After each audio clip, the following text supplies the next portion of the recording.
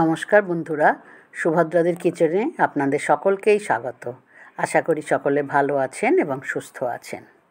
গরম বেশ ভালোই পড়েছে, আর গরম মানেই বাজারে একটা সবজির ভীষণ প্রাধান্য দেখা যায়, সেটা হলো এঁচোড়, বা যাকে অনেকে আমরা গাছ পাঁঠাও বলে থাকি।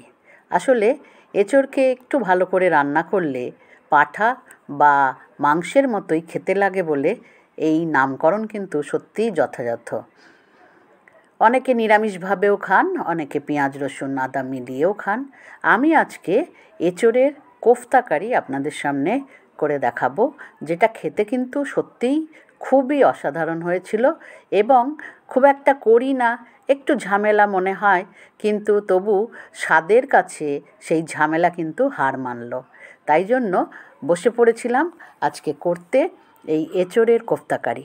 তার জন্য আমি কি করেছি, প্রথমে এঁচোড় একটা আমি এনেছিলাম হাফ মতো, সেটাকে কেটেই দিয়েছিল বাজার থেকে। তারপর তাকে আরেকটু ভালো করে পরিষ্কার করে কেটে ছোট করে নিয়ে তাকে, এবং সঙ্গে একটা বড় আলু দেখতেই পাচ্ছেন, সেই আলুটাকেও সেদ্ধ করে নিয়েছিলাম অল্প নুন আর জল দিয়ে। প্রেশার কুকারেই করেছি। তারপরে তাকে জলটা ঝরিয়ে নিয়ে এবারে চটকে নিলাম। দুটো আলুই দিয়ে দিয়েছি, মানে 2 পিস, আর সঙ্গে এঁচোড়টাকেও ভালো করে হাত দিয়ে স্ম্যাশ করে নিয়েছি। একদম যাতে লাম্প না থাকে সেটা একটু দেখবেন। এবারে বেশ কিছু মশলা দিয়ে দেবো এই মিশ্রণটার মধ্যে। প্রথমেই দিয়ে দিলাম একটুখানি ধনে জিরে গুঁড়ো, দিয়ে দিলাম একটু সামান্য লঙ্কা গুঁড়ো, একটু সাদা গোলমরিচ গুঁড়ো দিয়ে দিলাম। একটা ভাজা মশলা করেছি ধনে জিরে গোলমরিচ এবং শুকনো লঙ্কা মিশিয়ে, সেটা আমার সবসময় থাকে, তার থেকে কিছুটা দিয়ে দিলাম। 1 চামচ মতো আদা বাটাও। এবার পরিমাণ মতো নুন আর সামান্য মিষ্টি দিয়ে দিলাম। বেশ কিছুটা বেসন। বেসন না দিলে এইটার বাইন্ডিংটা ভালো হবে না, শুধু চালের গুঁড়ো দিলে কিন্তু হবে না।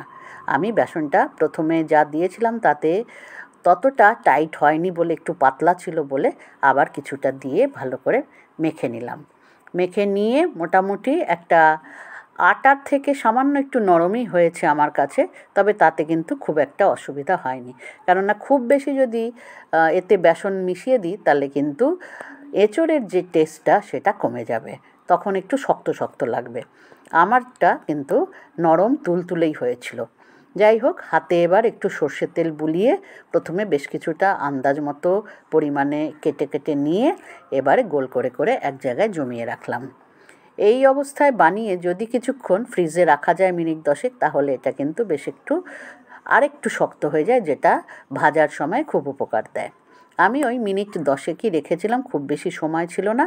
এবারে কড়াইতে বেশ কিছুটা সর্ষের তেল দিয়ে ডোবা তেলে এক এক করে বিভিন্ন ধাপে ধাপে এই কোফতাগুলোকে গড়ে নিয়েছি ভেজে। দেখুন টুকটুকে লাল সুন্দর একদম সোনালি রঙের হয়েছে, এবং কোনো ভাঙেনি, একটাও ফাটেও নি। এত সুন্দর এটা তৈরি হয়েছিল। আমি কিন্তু সত্যি কথাই খুব একটা বেশি বার করিনি, 2-1বারই হয়তো করেছি।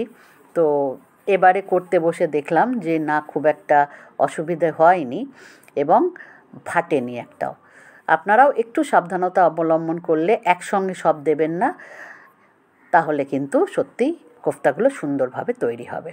ওদিকে আমি একটা এই কোফতা ভাজতে ভাজতে একটা মিশ্রণ বানিয়ে নিয়েছি। তাতে রয়েছে কাজু, পোস্ত, সঙ্গে রয়েছে আমন্ড, কয়েকটা সাদা গোলমরিচ, আর বেশ কিছুটা কিশমিশ। মোটামুটি 8-10টা কাজু, 8-10টা আমন্ড, আর কিশমিশও 7-8টা, পোস্ত দিয়েছি 2 চামচ মতো। সেইটাকে একটু জলে ভিজিয়ে কাঁচা লঙ্কা মিশিয়ে বেটে নিয়েছি। এদিকে একটা বেশ বড় আলু, তাকে ডুমো ডুমো করে কেটে ধুয়ে টুয়ে নুন মেখে রেখেছিলাম একটু নরম হওয়ার জন্য। এবার সব কটা বড়া ভাজা হয়ে গেলে সরিয়ে রেখে কড়াইতে নতুন করে সর্ষের তেল দিয়ে আলুগুলো ভেজে তুলে রাখলাম। একটু হলুদ নুন দিয়ে ভাজবেন যাতে রঙটা সুন্দর হয়। এইবারে মূল রান্নায় ঢুকবো। প্রথমে সর্ষের তেল যা রয়েছে তার মধ্যে আরেকটু সর্ষের তেল দিলাম এবং বেশ কিছুটা ঘি দিলাম। ঘি দিলে এই কোফতাকারির স্বাদ কিন্তু অপূর্ব হবে। দিয়ে দিলাম একটা তেজপাতা ছিঁড়ে, কিছুটা জিরে, আর 2টো লবঙ্গ, লবঙ্গ নয়, এটাকে বলে এলাচ, ছোট এলাচ, ভুলে যাই মাঝে মাঝে, বয়স হচ্ছে তো। ফুটে উঠতেই দিয়ে দিয়েছি এবার 2 চামচ পেঁয়াজ আদা রসুনের পেস্ট। এটাও আমার আগে থেকেই বানানো ছিল। সেইটা একটুখানি নাড়াচাড়া করেই দিয়ে দিলাম একটা টমেটো কুচি। টমেটো পেস্ট করলেও আরও ভালো হতো, সময় পাইনি আজকে আর, তো সেইটা দিয়ে একটু নুন দিয়ে চাপা দিয়ে দিয়েছিলাম, তাতে টমেটোটা নরম হয়ে এসছে। এবারে দিয়ে দিলাম এর মধ্যে বেশ কিছুটা গুঁড়ো মশলা, হলুদ, লঙ্কা, ধনে জিরে, সবই ওই কাঠের চামচের 1 চামচ করে দিয়ে দিলাম। এবারে কষিয়ে নিয়ে এই যেটা পেস্ট বানিয়েছি সাদা কাজু আমন্ড বাটাটা দিয়ে একটু আঁচটা মাঝারি রেখে নাড়াচাড়া করে দিয়ে দিলাম সামান্য 1/2 চামচ মতো কাশ্মীরি লঙ্কা, রঙটা যাতে একটু সুন্দর হয়, কেননা ওই কাজু আমন্ড বাটাটা সাদা যেহেতু, তাই জন্য রঙটা একটু ফিকে হয়ে যেতে থাকে। আবার এদিকে কোফতা কারি একটু রঙটা ভালো না হলে মনটা ভরবে না, তাই জন্য ঝাল না হোক কিন্তু একটুখানি রঙের জন্য দিয়ে দিয়েছি কাশ্মীরি লঙ্কা। আর এদিকে পেঁয়াজ আদা রসুনের সঙ্গে তো আমি একটু কাঁচা লঙ্কা পেস্ট করেই নিয়েছি। এইবারে আন্দাজ মতো কিছুটা নুন দিয়ে দিলাম নাড়াচাড়া করে তেল বেরিয়ে যেতে গরম জল। গরম জল মানে হালকা গরম জল, কুসুম কুসুম। আরও 2টো কাঁচা লঙ্কা চেরা দিয়ে দিলাম। আর নুনটা কিন্তু এবারে পুরোপুরি আন্দাজ মতো দিয়ে দিতে হবে। যেহেতু ধাপে ধাপে নুন দেওয়া হয়েছে, তাই জন্য কিন্তু নুনটা একটু খেয়াল রেখে চেখে দেখে দেওয়াটাই শ্রেয়। চাপা দিয়ে দিলাম, মিনিট 3-4 আলুগুলো দিয়ে কষিয়েছি। তো সেই আলুগুলো সেদ্ধ যাতে হয় সেইটা একটু খেয়াল রাখতে হবে, কেননা কোফতা দিয়ে কিন্তু বেশিক্ষণ রাখা যাবে না, ফোটানো যাবে না।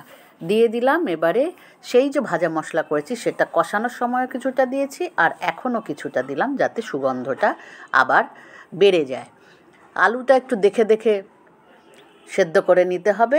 আলু সেদ্ধ হয়ে আসলে 80%-এর বেশি, তখন এবার একে একে এই কোফতাগুলো ডুবিয়ে দিতে হবে।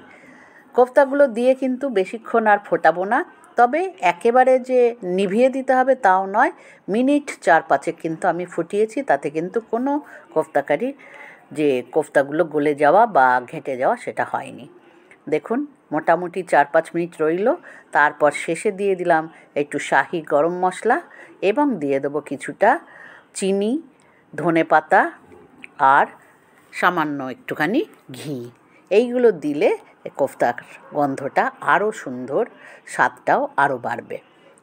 মোটামুটি দেখুন এখন যা গ্রেভি রয়েছে এইভাবেই যদি নিভিয়ে দিই তাহলেই কিন্তু পরিবেশন করার জন্য এই রকম দাঁড়াবে। দেখুন বন্ধুরা, ভালো লাগলে অবশ্যই কিন্তু চ্যানেলটিকে সাবস্ক্রাইব করবেন, পাশে থাকা বেল আইকনটিও প্রেস করে দেবেন, যাতে এইরকম নতুন ধরনের বা যেগুলো আপনাদের চিরন্তন রান্না সেগুলো যাতে চোখে দেখতে পারেন এবং শিখতে পারেন। ভালো থাকবেন বন্ধুরা, ধন্যবাদ।